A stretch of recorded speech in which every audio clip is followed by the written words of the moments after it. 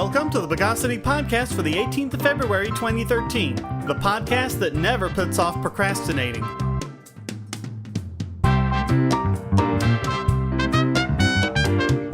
This is your host, Shane Killian. Let's uninsure the news of the bogus. It seems lately that school officials and even cops just keep acting against people for more and more petty acts that don't harm anyone. Case in point, a 5-year-old Mississippi kindergartner was grabbed from school and taken home by the cops because, get this, he wore the wrong color shoes. According to the school's dress code, the kids are only allowed to wear black shoes to school. Why is anybody's guess? It would be petty enough for the police to react to a mere dress code violation, but it's even worse than that. The boy's mother didn't have any black shoes for him, so she took his red and white sneakers and colored them black with a magic marker. But there was a tiny bit of red and white still showing, and that was enough.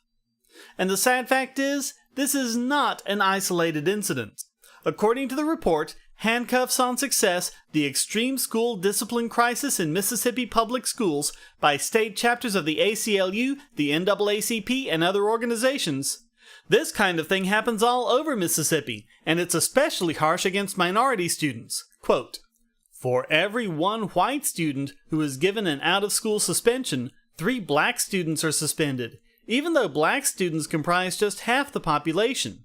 And according to the ACLU's program director for Mississippi, quote, "The needless criminalization of Mississippi's most valuable asset, its children, must be dealt with immediately by school leaders and the communities they serve. Zero-tolerance policies were originally designed to protect students from individuals who pose a threat on school grounds. Instead, they are being used to send children home for trivial things that should be solved in the principal's office." Here are just some of the other examples in the report. Students were arrested for playfully throwing peanuts at one another on the bus when one of them accidentally hit the bus driver. The kids were black, and the bus driver was white. A black girl was thrown out of school entirely for defiance of authority, which consisted of humming in class, and drug-related activity, which consisted of wearing one pant leg rolled up. One school regularly handcuffed children to a rail and left them there for hours for not wearing a belt. And get this, a student was sent to juvenile detention for wearing the wrong color socks. This is madness, folks. And this kind of thing isn't limited just to Mississippi. It seems our government is becoming more and more paranoid as it becomes more and more intrusive. And this is just a mild example. A much bigger one is coming up later.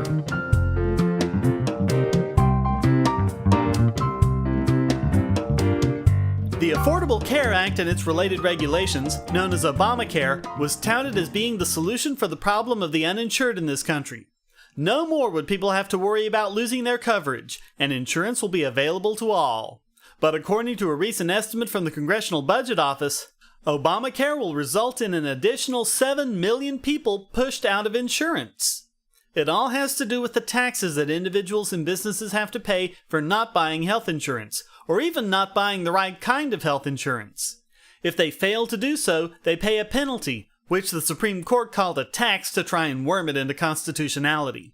But the projected expenses involved in getting health insurance, especially for many employers including small businesses, means that they will simply choose to pay the tax instead, and end up saving money over buying coverage. The result is that individuals and businesses are projected to pay $13 billion in additional fees to the government over the next decade. The CBO also expects the new provisions to cost the government $1.165 trillion over the next decade, almost 90 times as much as the penalty will bring in revenues. So next time, are you going to trust the government's promise? How many times do they have to be broken, their predictions fail, and their programs do exactly the opposite of what they claim before we start being skeptical of a politician's new plan to run our lives?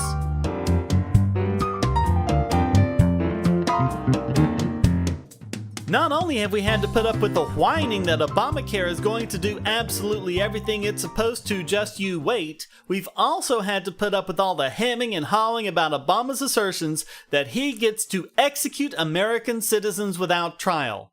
But now, a leaked Justice Department memo obtained by NBC News claims that lethal force against a U.S. citizen is legal so long as, quote, an informed, high-level official of the U.S. government has determined that the target individual poses an imminent threat of violent attack against the United States.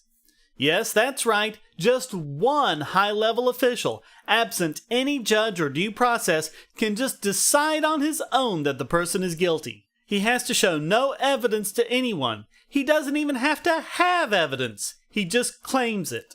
The word imminent is key here. The paper says, quote, targeting a member of an enemy force who poses an imminent threat of violent attack to the United States is not unlawful. It is a lawful act of self-defense. In a court of law, self-defense is only valid where the threat is imminent. In other words, the person poses a clear and present danger and the defensive force is necessary to stop him. According to uslegal.com, quote, imminent means about to happen or occur, something that is to take place very soon, immediate.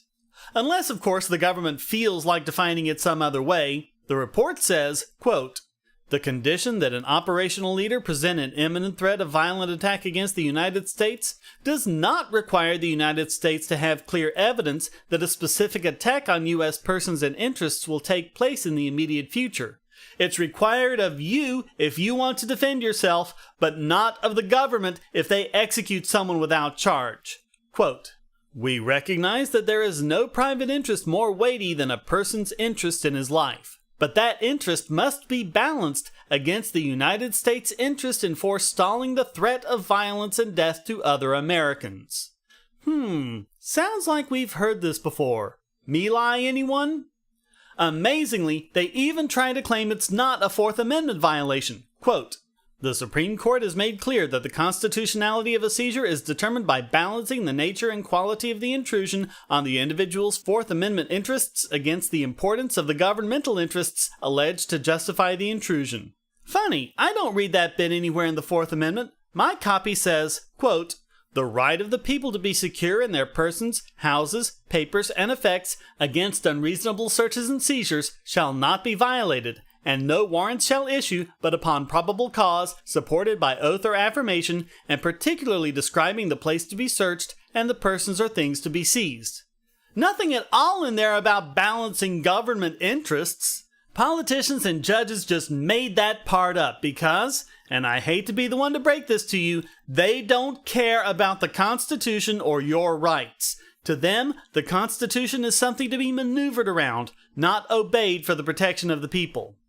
The amazing thing about this document is how unashamedly paranoid it is. Listen to these phrases. Quote, may act in national self-defense to protect U.S. persons and interests who are under continual threat of violent attack. That the traditional definition of imminence, quote, would not allow the United States sufficient time to defend itself. Or, the United States is likely to have only a limited window of opportunity with which to defend Americans. Or, delaying actions against individuals continually planning to kill Americans would create an unacceptably high risk. Yes, there are enemies everywhere, and they can strike at any moment, before we have time to act. And they're everywhere, continually planning and plotting. We have to go kill them first. What do you think would happen to a citizen who said this? I don't think we need to speculate on that. We all know, don't we? It's clear that this administration is far more paranoid than even the Bush administration was. And a paranoid government is a very dangerous government. And remember, this only requires the determination, the guess, the hunch of a single high-level official, and then they can come and kill you. And you get no habeas corpus rights, no day in court, nothing. And if they kill innocent people around you, oh well. The question is often asked, how tyrannical would a government have to get before you oppose it? Is this not tyrannical enough for you? And if not, what would be?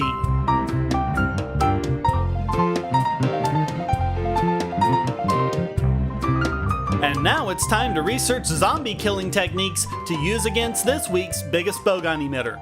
And once again, we find we can rely on our favorite economic woo, Paul Krugman, to make us long for the days when Kent Hovind wasn't in federal prison. Yes, it's another column full of lies in his New York Times op-ed entitled Rubio and the Zombies, his reaction to Obama's 2013 State of the Union address. The sad thing about Krugman is, even when he criticizes Republicans, a party full of people incredibly easy to criticize, he still gets it completely wrong. Listen to the oft-refuted claims that he's still clinging to after all these years. Quote, "In case you're wondering, a zombie idea is a proposition that has been thoroughly refuted by analysis and evidence, and should be dead, but won't stay dead because it serves a political purpose, appeals to prejudices, or both. Folks, get your irony meters on standby, cause this is a doozy." Quote, "The financial crisis of 2008 and its painful aftermath, which we're still dealing with, were a huge slap in the face for free market fundamentalists. Circa 2005, the usual suspects insisted that deregulated financial markets were doing just fine and dismissed warnings about a housing bubble as liberal whining. Whiskey Tango Foxtrot? Zulu Oscar Mike Golf. Excuse me, Krugman, but who was it that was complaining about a housing bubble? It sure as Sierra Hotel India Tango wasn't you. For years before the housing bubble burst, Austrian economists such as Mark Thornton, Robert Bullman, Sean Corrigan, Doug French, and many others warned of the housing bubble and the crisis that was to come, while at the same time, you, Krugman, were saying, quote, "To fight this recession, the Fed needs more than a snapback. It needs soaring household spending to offset moribund business investment. And to do that, as Paul McCauley of PIMCO put it, Alan Greenspan needs to create a housing bubble to replace the NASDAQ bubble. You touted the housing bubble as a solution to the recession." Quote, "Every piece of this revisionist history has been refuted in detail. Projection alert! Projection alert! Projection alert!" No, the government didn't force banks to lend to those people. No, Fannie Mae and Freddie Mac didn't cause the housing bubble. They were doing relatively little lending during the peak bubble years. No, government-sponsored lenders weren't responsible for the surge in risky mortgages. Private mortgage insurers accounted for the vast majority of the riskiest loans. All of these are bald-faced lies. Clinton absolutely threatened to sue the banks if they didn't make loans under the CRA. Fannie and Freddie absolutely held 50% of the nation's mortgages in 2003 and had bought 25% of the $272 billion subprime mortgage securities in 2006. Even if we ignore Fannie and Freddie, we have the elephant in the living room pooping all over Krugman's Nobel Prize while he gleefully claims it's chocolate. The Greenspan-Bernanke put. See, there are two motivations that are at play in a free market. The desire to get more than you have, and the desire not to lose what you already have. The former makes banks want to take risks in order to make more money in the future. The latter makes them skittish about taking too many risks. But when you have private profits and socialized losses, as is absolutely the case in the banking industry, there's nothing stopping them from running off the rails. It's a classic moral hazard. Both Greenspan and Bernanke, time and time again, reassured the banks that they would create liquidity for the banks if they got into trouble. They could be bailed out to the tune of trillions of dollars. Krugman is completely ignoring the fact that how people respond to the prospect of losses affects what risky behaviors they take and how well they restrain themselves from doing too much. He denies all of this, while continuing to advocate for the very system that made the moral hazard to begin with. Krugman's Bogosity, as usual, runs all through the op-ed. Quote, "As people like me tried to point out, the whole reason our economy was depressed was that businesses weren't willing to invest as much as consumers were trying to save." Really? Is that why the savings rate is still at historic lows? And again, what about Bernanke's policy, again following on Greenspan before him, of pushing interest rates to the floor so investors won't make back as much as they'd lose through inflation? Why is Krugman ignoring history? Why is he ignoring Paul Volcker's reversal of this very policy in 1981, where the increasing interest rates, finally above the rate of inflation, caused the economy to fix itself in about a year? Why does he say, quote, Trying to balance the budget would simply deepen the depression when that hasn't been the case any time it's been tried, including 1946, where those very cuts reversed 17 years of economic misery. More to the point, why does he continually pretend that the time period in which all of this worsened, 2009 and 2010, were the years where his beloved Democrats had the White House, a majority in the House, and a filibuster-proof majority in the Senate? Because he just has to believe that the saints in the Democratic Party and his Lord and Savior Barack Obama just cannot do any wrong. And despite all the stimulus, despite doing all of the things Krugman himself said needed to be done, we're still wallowing in unemployment with no jobs in sight. But it must be the fault of those Republicans. Give me a break. It's classic dogmatic, us versus them, black and white, right and wrong thinking. Everyone who passed middle school should have eschewed that mindset long ago. And yet, not only does Krugman keep getting his nonsense published, he keeps getting the respect of many, including prominent skeptics, who seem to think that all those principles of rationality just don't apply here. That's more than enough to once again get Paul Krugman named this week's biggest Bogon emitter. History is written by the winners, and so apparently is economics. That's why there's Liberty Classroom. Probably the best single learning resource for history and economics on the web, Liberty Classroom teaches U.S. history, Western Civ, and economics from actual university professors. There's lots of free material to get you started, including introductory lectures on all these subjects. And when you sign up, you'll get the full site's content for just $99 a year. You can watch or listen to the lectures whenever and wherever you want, even in your car. Learn at your own pace about the subjects you're interested in and become a more effective debater. You'll also get access to the professors via the discussion forum and even live video chats, all for the price of 2 cups of coffee a month. Use our special URL, libertyclassroom.bogosity.tv, and when you sign up, you'll be helping this podcast too. So bookmark libertyclassroom.bogosity.tv and use it when you sign up. Inform yourself against the myths and propaganda of our society. Visit libertyclassroom.bogosity.tv. And now it's time to take out-of-focus pictures of this week's Idiot Extraordinaire! In the December 10th podcast, we covered the case of Melba Ketchum, who claims to have sequenced Bigfoot's DNA. She concluded that Bigfoot is a close human relative that came around approximately 15,000 years ago and that the government should recognize them as a protected species. But because of all the problems with this, most of which we covered in the podcast, the reaction from the scientific community has been less than welcoming. Apparently she's had trouble getting her results published. Gee, go figure. But Ketchum blamed it on, quote, the worst scientific bias in the peer review process in recent history. It seems mainstream science just can't seem to tolerate something controversial, especially from a group of primarily forensic scientists and not famous academians aligned with large universities, even though most of our sequencing and analysis was performed at just such facilities. She refers to it as the Galileo effect, even though Galileo's work was accepted by the scientists of his time and only oppressed by the church authorities. Hey Ketchum, here's a hint. Take a look at your rejection letter. It includes the results of the peer review showing everything that's wrong with the process you took. You don't have to speculate about scientific conspiracies. And by the way, science thrives on such controversy, and results that overturn established science are favored by publications. If they're not based on completely sloppy science and bad methodology, that is. Well, guess what? She's finally got her work published. Yes, her paper, Novel North American Hominins, Next Generation Sequencing of 3 Whole Genomes and Associated Studies, has been published in the De Novo Journal of Science. Wow, what an accomplishment! And what is the De Novo Journal of Science? It's a brand new science journal dedicated to publishing research in biology and genetics. In fact, it's so new, its domain name was only registered 9 days before Ketchum's paper was published. And Ketchum's paper is actually the one and only publication in the journal so far. Yes, according to GoDaddy, the domain's registrar, the domain denovojournal.com, was registered on the 4th of February 2013. And who registered it? No one knows. It was registered through a private proxy.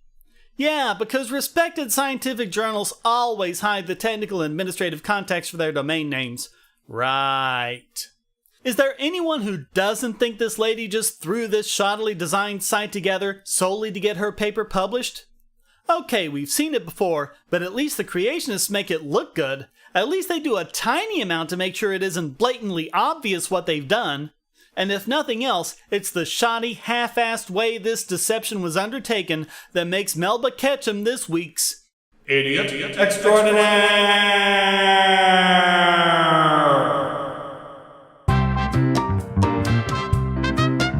Well, that wraps up this lather, rinse, repeat edition of the Bogosity podcast. Please visit the forums at Bogosity.tv, where you can read the show notes and join the discussion on these and other subjects. This podcast is free, but not free to produce, so please use the donate button at the top of the Bogosity.tv website or down the right-hand side of the podcast page and give generously to keep this podcast going. And if you want to donate Bitcoins, you can just use the Bitcoin address and the header at Bogosity.tv.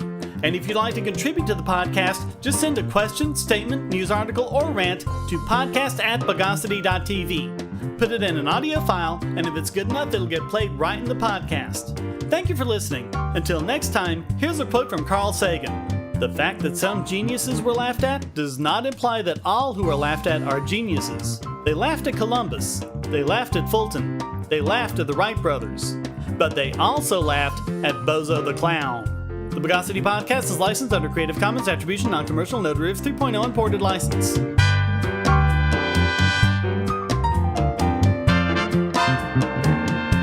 Bogosity.